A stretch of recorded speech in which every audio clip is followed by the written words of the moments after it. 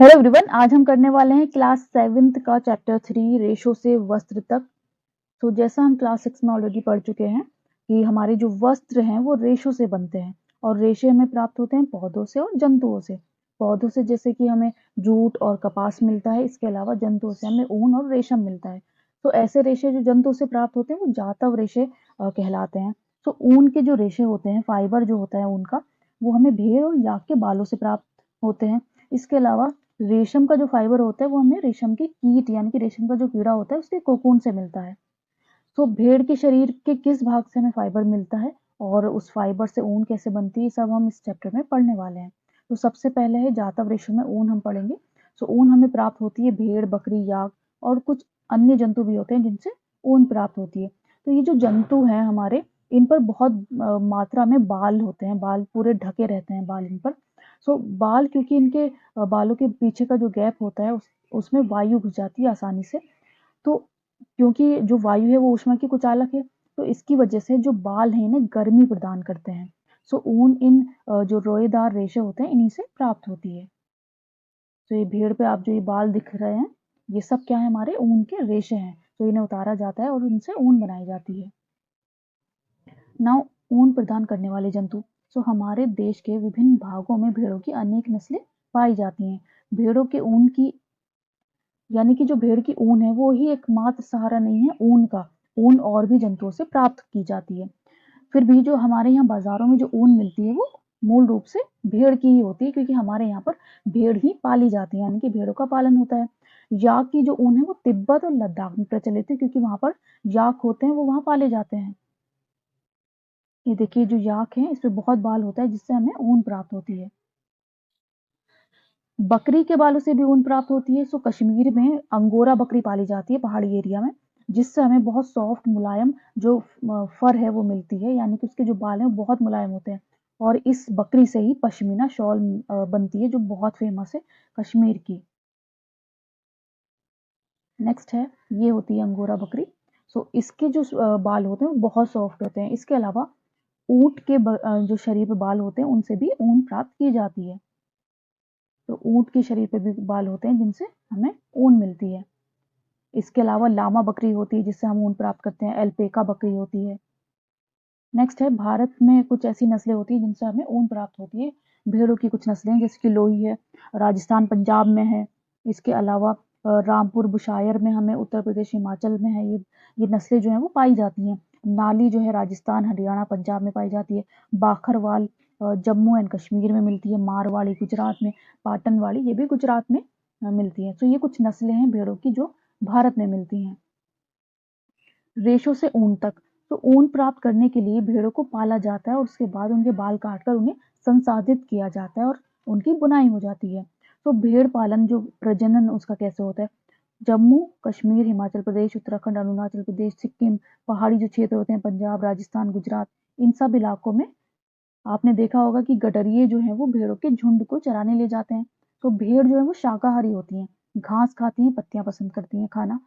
इसके अलावा जो चारे के अतिरिक्त ये दाल, मक्का, ज्वार, खाली खली यानी कि जो बीज होते हैं उनसे तेल जब निकाल लेते हैं उसके बाद जो पदार्थ बच जाता है उसे खली बोलते हैं। तो वो उन्हें खिलाते हैं। इसके अलावा खनिज भी खिलाते हैं। सर्दियों में जो भेड़ हैं वो घरों के अंदर रखी जाती हैं, उन्हें पत्तियां, अनाज और सूखा चारा खिलाया जाता है। हमारे देश में बहुत सारी जो नस्लें हैं भेड़ों की वो पाई जाती हैं जिनसे हमें अच्छी गुणवत्ता की ऊन प्राप्त होती है। तो भेड़ की कुछ नस्लों के शरीर पर बालों की घनी परत होती है जिससे बड़ी मात्रा में अच्छी गुणवत्ता की ऊन प्राप्त होती है। अब इनका जो प्रजनन होता है ना वो वर्णात्मक प्रजनन होता है इनमें, भेड़ों में। यानी कि उसकी दोनों में से एक नस्ल ऐसी होती है जो जिन पर एक बहुत अच्छा जो बाल है उनके शरीर पर होते हैं। तो उनमें से एक जो जनक है वो किसी अच्छी नस्ल का भेड़ होता है। जब पाली गई भेड़ के शरीर पर बालों की घनी वृद्धि हो जाती है तो उनसे ऊन प्राप्त कर ली जाती है, यानी कि उनके बालों को काट लिया जाता है। रेशों को जो रेशे जो होते हैं उनको कैसे संसाधित किया जाता है, उसके बाद फिर ऊन बनाई जाती है। स्वेटर बुनने, शॉल बनाने के लिए उपयोग की जाने वाली ऊन एक लंबी प्रक्रिया से होकर गुजरती है, यानी कि एक पूरा प्रोसेस होता है जिससे ऊन बनती है। पहला चरण होता है ऊन की कटाई। तो सबसे पहले तो जो भेड़ पर बाल हैं उनकी कटाई होती है। और ये कटाई मशीन के ज़रिए होती है, यानी कि जैसे कि बाल काटने वाली जो मशीन होती है, उसी तरीके की मशीन होती है जिनसे भेड़ के जो बाल हैं वो काटे जाते हैं। अब ये सामान्यतः गर्मियों में काटे जाते हैं ताकि जो भेड़ के बाल हैं वो यानी कि वो बिना बाल के भी सुरक्षित रह पाएँ जो भेड़ हैं गर्मियों के मौसम में, ताकि आस-पास का जो एनवायरनमेंट है वो उन्हें परेशान ना करे। बाल ऊनी रेशे प्रदान करते हैं। इन्हीं ऊनी रेशे को बाद में संसाधित करके ऊन का धागा बनाया जाता है। तो ऊन उतारने के दौरान भेड़ को कोई कष्ट नहीं होता, यानी कि जैसे हम अपने बाल काटते हैं तो वैसे ही उन्हें भी कोई कष्ट नहीं होता है, क्योंकि हमारे जो बाहर की जो त्वचा होती है ना वो मृत कोशिकाओं की बनी होती है। इसके अलावा जैसे हमारे बाल जो है उग जाते हैं काटने के बाद, ऐसे ही जो फर है भेड़ों की वो भी उग जाती है बाद में। सेकंड चरण है, ये जो ऊन है हमें मिली है, यानी कि जो रेशे हमें मिली हैं, जो कटाई की है हमने, उसको अच्छे से धो लिया जाता है टंकियों में। कुछ बड़ी-बड़ी मशीनें भी आजकल आ गई हैं जिसमें ये होने लगा है। तो ये पूरा प्रोसेस जो है वो अभिमार्जन कहलाता है। इसमें चिकनाई, धूल, जो मिट्टी लगी होती है वो सब निकल जाती है। सेकंड है तीसरा चरण, छटाई। तो छटाई की जाती है, यानी कि रोमी और रोएदार जो बाल होते हैं उनको अलग-अलग छाटा जाता है। विभिन्न गठन वाले बालों को छाटा और पृथक किया जाता है। चौथा चरण है, बालों में से छोटे-छोटे कोमल और फूले हुए जो रेशे होते हैं उनकी छटाई कर ली जाती है, जिन्हें बर बोलते हैं। ये वही बर हैं जो कभी-कभी आपके स्वेटर पर एकत्रित हो जाते हैं। इसके पश्चात रेशों को पुनः अभिमर्जन, यानी कि उसके बाद फिर से उसको धोया जाता है। नेक्स्ट है चरण 5। सो रेशों के विभिन्न रंगों में रंगाई की जाती है, क्योंकि अब जो ऊन प्राप्त हुई है, यानी कि उसके जो रेशे प्राप्त हुए हैं उनको रंगा जाता है। तो सामान्य जो ऊन होती है वो काले रंग की, भूरी और सफ़ेद रंग की होती है। तो अगर हमें किसी और रंग की ऊन चाहिए तो अब उसको रंगा जाता है। छठा चरण है हमारा, जब रेशों को अब रेशों को ना सीधा करके सुलझाया जाता है और फिर उन्हें लपेट करके धागा बनाया जाता है। अब लंबे रेशों को काट कर स्वेटर की ऊन के रूप में अपेक्षाकृत छोटे रेशों को काट कर ऊनी वस्त्र बुनने में उपयोग किए जाते हैं। तो लंबे लंबे उनको सुलझा करके धागे जैसा बना लिया जाता है, उन्हें लपेट दिया जाता है। ये देखिए सबसे पहले क्या होता है, उनकी कटाई होती है, यानी कि जो भेड़ है उनके ऊपर जो बाल होते हैं उनकी कटाई होती है। उसके बाद अभिमार्जन, उन्हें धोया जाता है अच्छे से बड़ी-बड़ी टंकियों में डाल के या फिर मशीनों के ज़रिए। तो आजकल मशीनों के ज़रिए भी अभिमार्जन होने लगा है। नेक्स्ट है ऊन का धागा बनाना, उसके बाद उसका धागा बनाया जाता है। नाउ व्यावसायिक संकट क्या है? सो ऊन उद्योग हमारे देश में अनेक व्यक्तियों के लिए जीविकोपार्जन, यानी कि बहुत सारे लोगों की जीविका चलाता है, बहुत सारे लोग काम करते हैं इस चीज़ का। सो लेकिन छटाई करने वालों का जोखिम भरा काम है, यानी कि जो छटाई करते हैं ना वो बहुत ज़्यादा जोखिम भरा काम होता है, क्योंकि कभी-कभी एंथ्रेक्स नामक जीवाणु द्वारा संक्रमित हो जाते हैं। सो जो एक घातक रोग का कारक होता है जिसे सॉर्टस रोग कहते हैं। तो जब वो छटाई करते हैं ना तो एक संक्रमित जीवाणु होता है जिसको हम बोलते हैं एंथ्रेक्स, वो जो छटाई करने वाले होते हैं उनको लग जाता है, जिससे उन्हें सॉर्टस रोग हो जाता है। तो किसी भी उद्योग में कारीगर द्वारा ऐसे जोखिम को झेलना व्यावसायिक संकट कहलाता है, यानी कि कोई भी ऐसा काम जिससे उन्हें संकट हो वो व्यावसायिक संकट कहलाता है। नेक्स्ट है रेशम कहाँ से प्राप्त होता है? तो रेशम के जो रेशे हैं वो जातव रेशे होते हैं, क्योंकि ये जंतु से प्राप्त हो रहे हैं। अब रेशम का जो कीट होता है वो फाइबर को बनाता है। रेशम प्राप्त करने के लिए रेशम के कीटों का पालन रेशम कीट या सेरीकल्चर कहलाता है, यानी कि रेशम के कीड़े का अगर आप पालन कर रहे हैं तो वो सेरीकल्चर होता है। सो आपने देखा होगा कैसे रेशम की साड़ियाँ बनती हैं, और ये सारा जो रेशम है वो कहाँ से आता है, तो उसके लिए हम सबसे पहले हम देखते हैं भारत में रेशम उत्पादन में समृद्ध विभिन्न प्रकार के उद्योगी महिलाएं चलाती हैं, यानी कि रेशम का जो उद्योग है वो ज़्यादातर हमारे भारत में महिलाएं चलाती हैं। तो रेशम कीट के पालन कोकूनों से प्राप्त रेशम को निकालकर कच्चे रेशम से वस्त्र निर्माण आदि आकांक्ष ये सारे ही जो काम होते हैं ना वो महिलाएं करती हैं।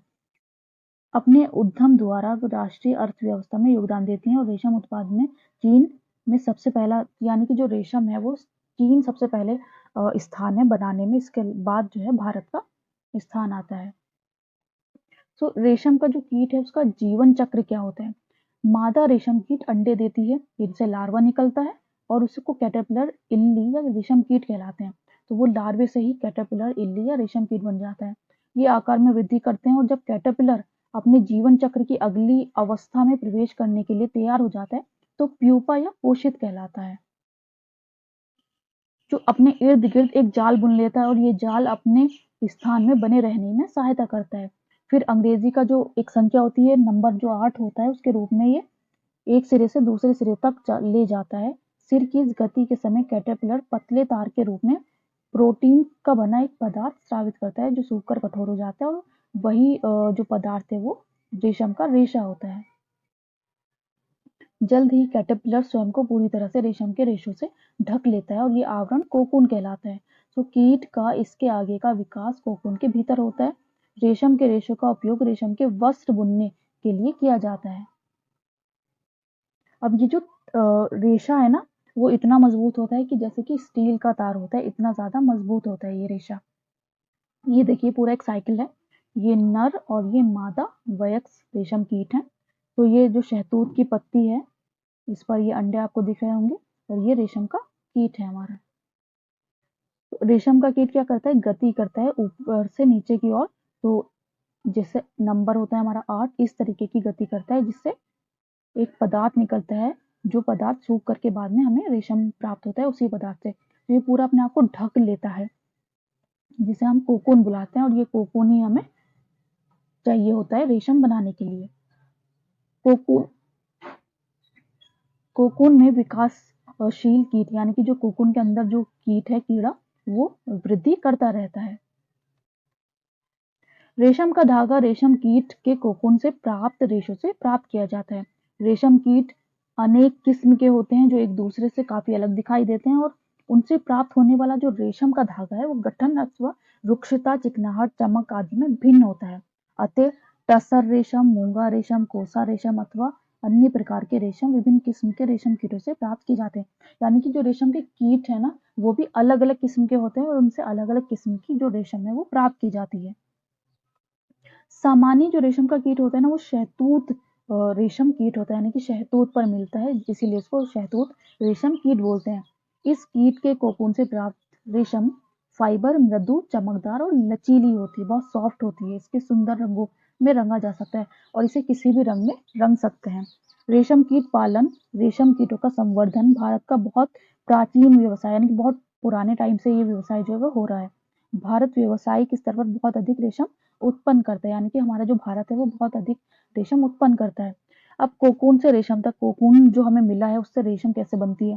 तो रेशम प्राप्त करने के लिए रेशम कीटों को पाला जाता है और उनके कोकून को इकट्ठा करके रेशम से फाइबर प्राप्त किए जाते हैं।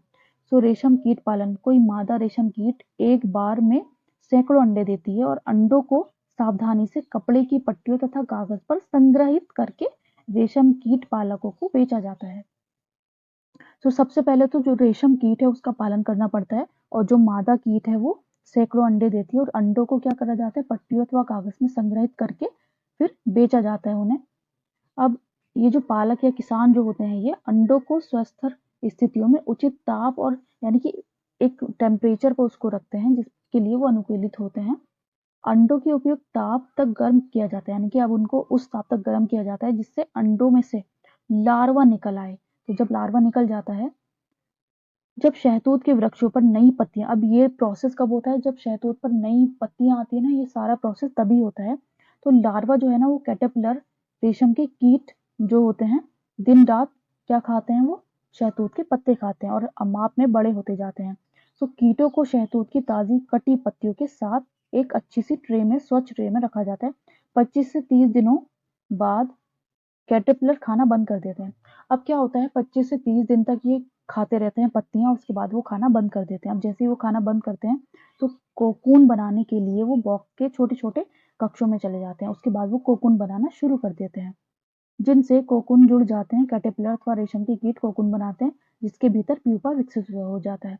अब जब हमारा कोकून जो है हमें मिल जाता है, अब उसका संसाधन कैसे होता है। तो रेशम का संसाधन, रेशम फाइबर प्राप्त करने के लिए कोकूनों को बड़ी बड़ी ढेरी में उपयोग किया जाता है। कोकूनों को धूप में रखा जाता है, पानी में उबाला जाता है। पहले धूप में रखेंगे, सुखाएंगे उसे, फिर पानी में उबालेंगे और या फिर भाप में रखेंगे। सो इस प्रक्रम में रेशम के फाइबर पृथक हो जाते हैं। तो जब हम उसको उबालते हैं तो उसमें जो फाइबर होते हैं ना रेशम के कोकून से, तो वो अलग हो जाते हैं। रेशम के रूप में उपयोग किए कोकून में से रेशे निकलने की प्रक्रिया रेशम की रीलिंग के लिए। अब ये जो पूरा प्रोसेस है ना, वो पूरा रेशम रीलिंग बोलते हैं, जिनसे कोकून से रेशम अलग होती है, तो वो रेशम रीलिंग होता है। रीलिंग विशेष मशीनों से की जाती है जो कोकून में से फाइबर या रेशों को निकालती है। फिर जो रेशम है उसके जो फाइबर है उसकी कताई की जाती है, जिससे रेशम के धागे प्राप्त हो जाते हैं और बुनकरों द्वारा रेशम के इन्हीं धागों से वस्त्र बुने जाते हैं। नेक्स्ट है, तो ये पूरा एक प्रोसेस होता है। ये रेशम का कीट है जो अंडे देता है। उसके बाद ये जो पत्तियां हैं शहतूत की, वो खाते जाते हैं और एक टाइम के बाद वो, यानी कि 25 से 30 दिन के बाद बंद कर देते हैं जो पत्तियां हैं वो खाना, और कोकून बनाते हैं। तो ये इस टाइप का कोकून होता है, जिन्हें गर्म करने पर ये पानी में अगर आप इसको गर्म करेंगे तो जो कोकून है उससे रेशे जो है वो निकलने अलग हो जाएंगे। नाउ रेशम की खोज कैसे हुई है? तो रेशम की जो खोज है वो अच्छे से तो ज्ञात नहीं है एग्जैक्ट कब और कहाँ हुई थी, लेकिन ऐसा बोला जाता है कि एक प्राचीन चीनी किरवंती के अनुसार सम्राट हुआंग टी ने सम्राटी सी लुंग ची से अपने बगीचे में उगने वाले शहतूत के वृक्षों की पत्तियों के क्षतिग्रस्त होने का कारण का पता लगाने के लिए बोला। यानी कि उनके बगीचे में एक पेड़ था शहतूत का, तो उनकी जो पत्तियां हैं वो खराब हो रही थी, तो उन्होंने पता लगाने के लिए बोला कि ये क्यों खराब हो रही हैं। तो उन्होंने पाया कि जो सफेद कृमि, यानी कि एक सफेद रंग का कीड़ा है जो शहतूत की पत्तियों को खा रहा है। उन्होंने ये भी देखा कि कृमि अपने चारों तरफ में एक चमकदार कोकून बना रहा है। संयोग से कोकून उनके चाय के प्याले में गिर गया। अब चाय क्योंकि गर्म होती है, तो वो जो कोकून है उससे रेशे निकलने लगे जो बहुत चमकदार थे। तो रेशम उद्योग चीन में आरंभ हुआ। सैकड़ों वर्षों तक इस कड़ी पहरेदारी में गुप्त रखा गया, यानी कि इसे गुप्त रखा गया, किसी को बताया नहीं गया। उसके बाद जब यात्री व्यापारिक रेशम को अन्य देशों में प्रचलित किया, जिस मार्ग से उन्होंने ये यात्रा की थी, आज उसे सिल्क रूट के नाम से जाना जाता है। सो इस पूरे चैप्टर में हमने क्या क्या पढ़ा है? रेशम कीटों से रेशम तथा ऊन भेड़ बकरी याक से प्राप्त की जाती है, अतः रेशम और ऊन जातव रेशे हैं। ऊंट लामा एल्पैका बालों को भी ऊन प्राप्त करने के लिए संसाधित किया जाता है। नेक्स्ट है, भारत में अधिकांशतः भेड़ों को ऊन प्राप्त करने के लिए पाला जाता है। भेड़ के शरीर के बालों को उतार कर पहले अभिमार्जन व छटाई की जाती है और फिर सुखाने के लिए बाद में उन्हें काट कर उनसे ऊन प्राप्त की जाती है। नेक्स्ट है, अपने जीवन चक्र में रेशम कीट रेशम के रेशों की कताई करके कोकून बनाते हैं। रेशम फाइबर प्रोटीन से बने होते हैं। कोकून से रेशम के रेशों से निकालकर उन्हें संसाधन किया जाता है। इस प्रकार को रीलिंग कहते हैं। ये पूरा प्रोसेस जो होता है वो रीलिंग कहलाता है। बुनकर रेशम के धागों से रेशम को वस्त्र बनाते हैं। तो जो बुनकर होते हैं वो रेशम के जो धागे होते हैं उनसे वस्त्र बनाते हैं। इसकी रेशम की साड़ी बनती हैं और भी जो चीजें हैं वो रेशम की बनती हैं। तो ये था हमारा चैप्टर 3।